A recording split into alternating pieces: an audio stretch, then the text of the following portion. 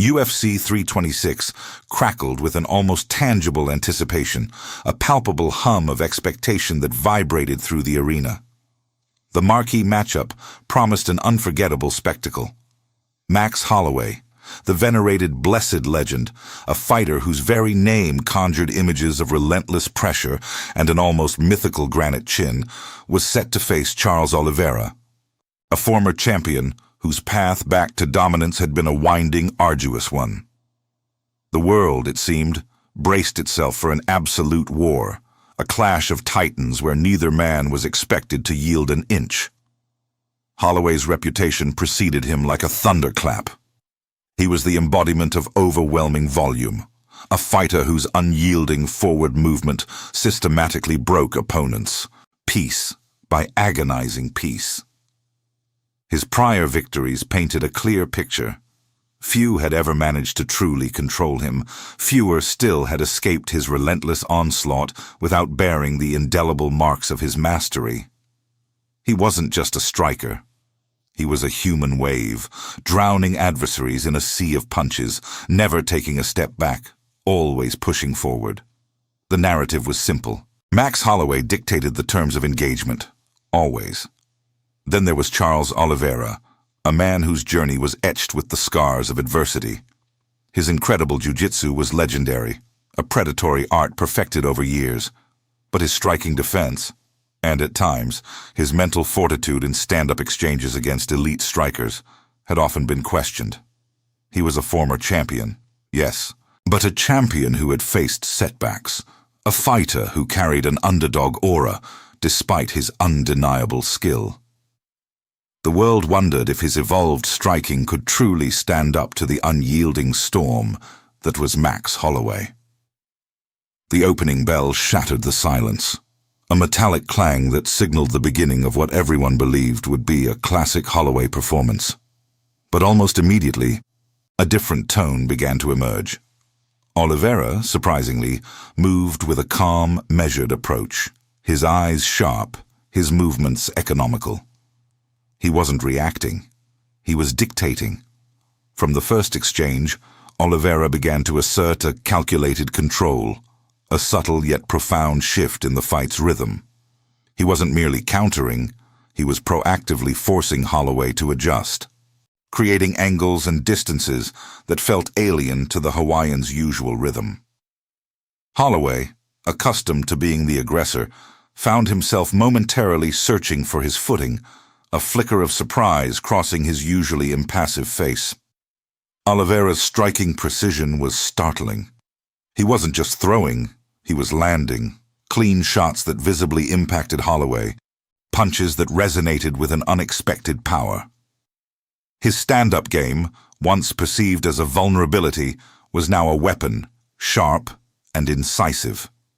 Holloway, known for his ability to walk through fire, was finding his path forward, obstructed by a barrage of accurate strikes he hadn't anticipated. Equally impressive was Oliveira's defensive mastery.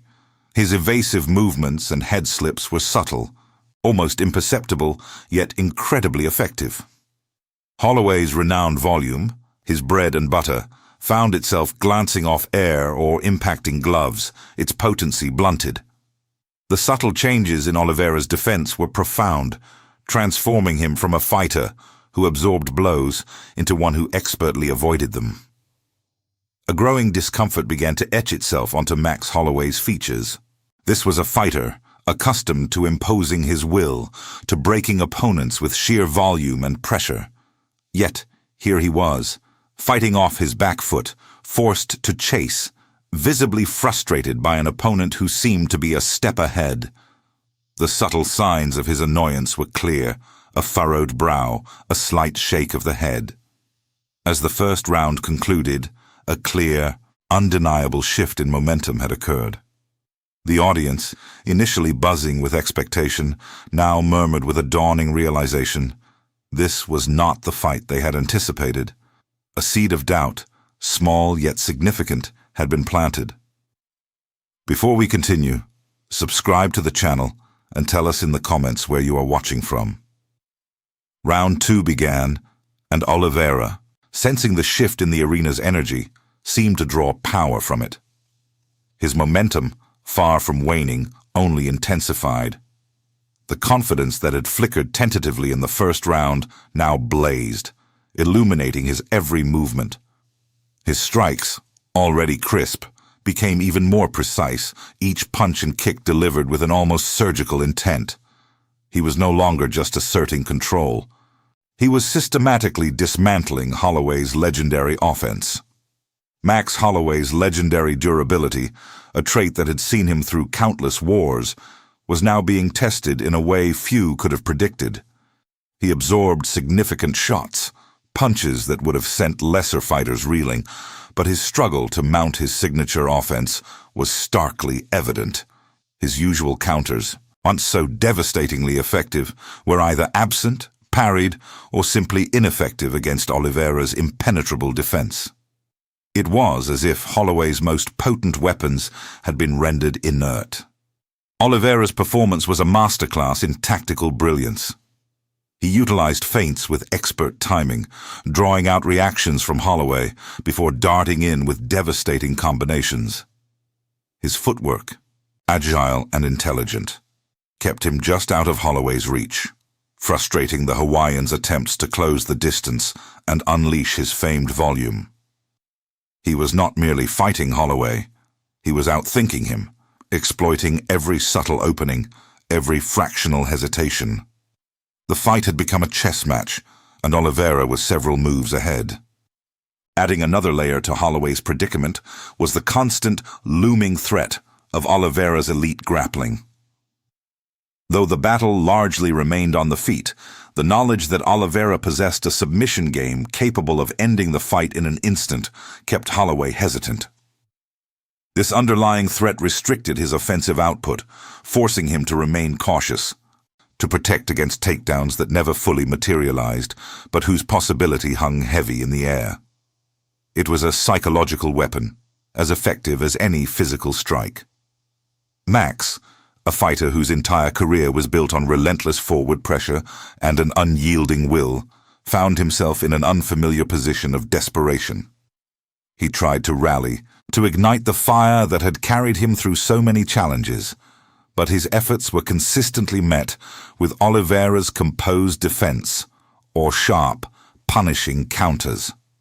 Each attempted resurgence was met with a brick wall, each surge of offense deflated by an opponent who seemed to anticipate his every move. The frustration, once a subtle flicker, was now palpable, etched across Holloway's face with undeniable clarity. His brow furrowed deeper, his jaw tightened, and the usual swagger in his movements was replaced by a grim determination that bordered on exasperation. Then came a moment of undeniable impact. Oliveira unleashed a blistering combination, a blur of punches culminating in a perfectly timed head kick that landed flush. Holloway, known for his iron chin, visibly stumbled, his knees buckling momentarily. He recovered almost instantly, but the perception of his invincibility, a cornerstone of his legend, was irrevocably shaken. The audience gasped, a collective intake of breath that reverberated through the arena. It was a shot heard around the fighting world, a clear statement that this was a new era. As round 2 ended, the narrative shifted dramatically. No longer were spectators asking, "Can Holloway win?" The question had become a more profound and unsettling one. What is happening to Holloway?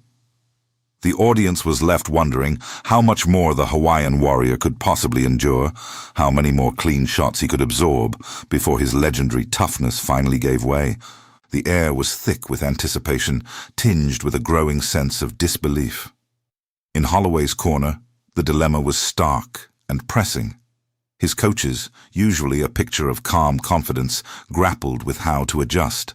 Their fighter, a man whose game plan was usually predicated on overwhelming his opponents, was being completely neutralized. The usual advice, the familiar strategies, seemed impotent against the surgical precision of Charles Oliveira. A profound sense of urgency, almost desperation, began to permeate their huddle.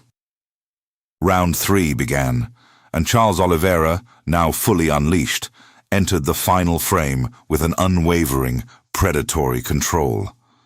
He wasn't simply winning.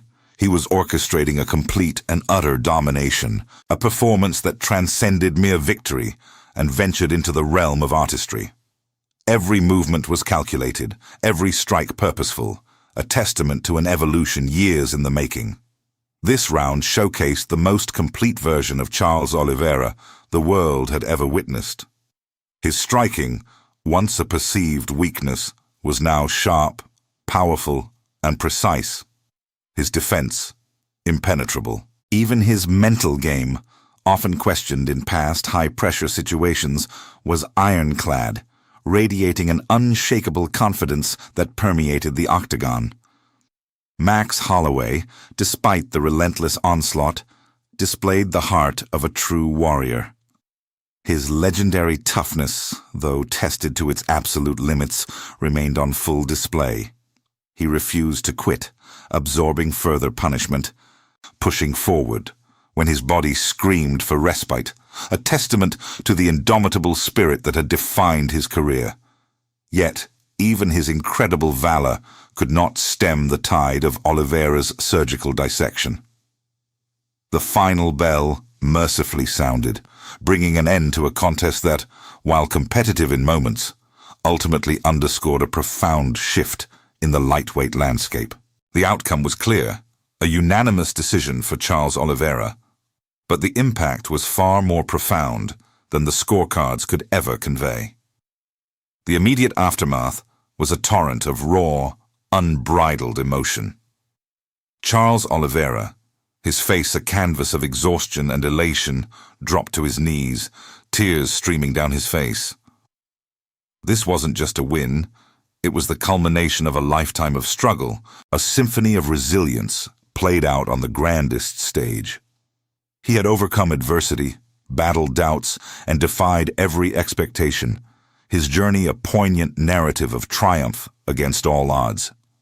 His post-fight interview, delivered with a voice thick with emotion, resonated deeply with millions.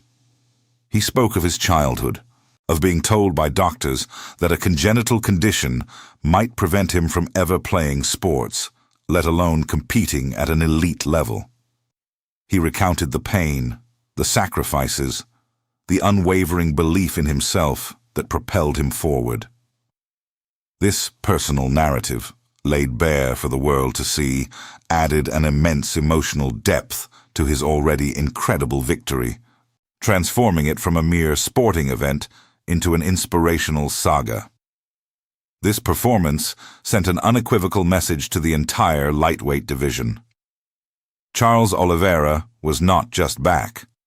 He had evolved into something truly special, a fighter who had transcended his previous iterations. He had honed his striking to a devastating degree, integrated his world-class jiu-jitsu into every aspect of his stand-up, and fortified his mental fortitude to an unbreakable extent. This victory redefined what elite meant for Charles Oliveira, showcasing a level of tactical and technical mastery rarely seen, a complete package that left no doubt about his championship pedigree. He was not merely a submission specialist or a brawler. He was a mixed martial artist in the purest, most devastating sense of the word. As the cameras faded and the arena lights dimmed, lingering questions hung heavy in the air, echoing through the halls of UFC 326 and across the global MMA community. Is this truly the best version of Charles Oliveira we have ever seen? And if so, who in this stacked lightweight division can possibly challenge him next for the title? The discussion was open, the possibilities endless, but one thing was certain. Charles Oliveira had arrived, not just as a champion, but as an undeniable force of nature, ready to carve out his legacy in the annals of fighting history.